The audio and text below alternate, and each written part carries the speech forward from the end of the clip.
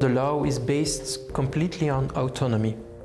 It is strange because at the same time they don't respect the autonomy of doctors, and they even don't respect the autonomy of institutions who don't want to choose for euthanasia.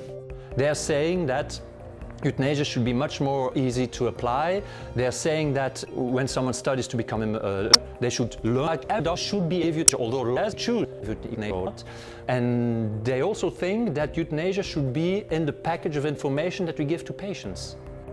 They also say that institutions, hospitals, healthcare institutions, do not have a conscience.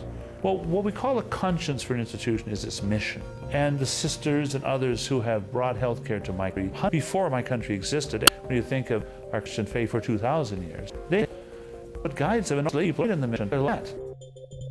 Referring is for me the same like doing it yourself. I mean, you have some problem with your conscience and you are convinced that euthanasia is not a good solution for the doctors, the patient, family.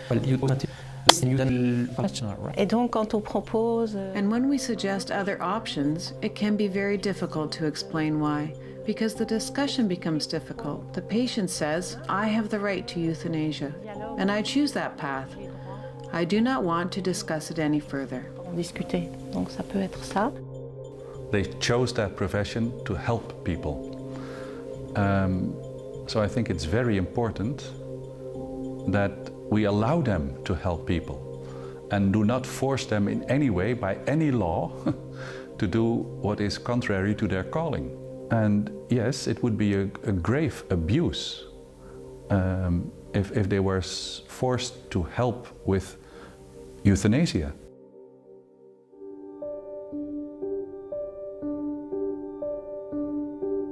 We had one patient who was asking for euthanasia. He was at the beginning of his cancer treatment, and I told him that I did not want to do euthanasia in his case for personal reasons, but also that we were treating him and that there were other solutions, etc., etc. And he was not so happy with my answer. And then afterwards, his wife came to knock on the door of the doctor's room, and she was like agitated, a bit upset, and she said, "Did you talk to my husband some minutes ago?" I said, "Yes, I did." "He asked you for euthanasia." Yes, he did." "And you refused." I said, "Well, I offered him other solutions, and you are a good doctor, because 5 years ago I had a cancer myself, and I was struggling to fight this disease and to overcome it, and I overcome the disease." That counts. It is more about suffering or making sense out of an end-of-life situation, or when one is living in a life that is hard to bear. Simplement dans une vie que l'on juge difficile à vivre.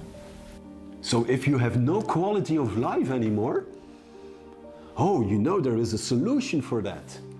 So we need quality of life.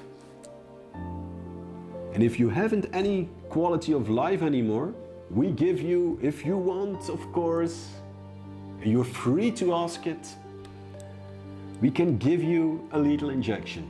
Tikva has been a testimony to us. If today you go through Belgium, you will not see many young children that have a handicap because they were not left to be alive. The reason for her to be alive and to have a right to live is because she's a creation, nothing more and nothing less. What is our society becoming? It's a quality society. Only the best will survive. The law should be rewritten. The law should be severely questioned and should be rewritten.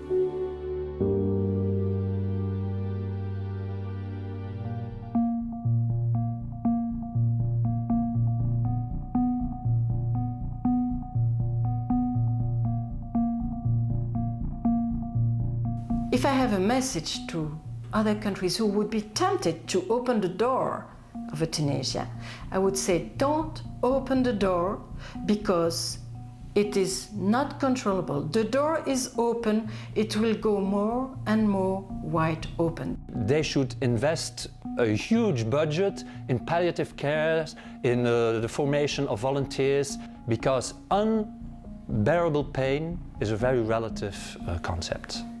We've had a protection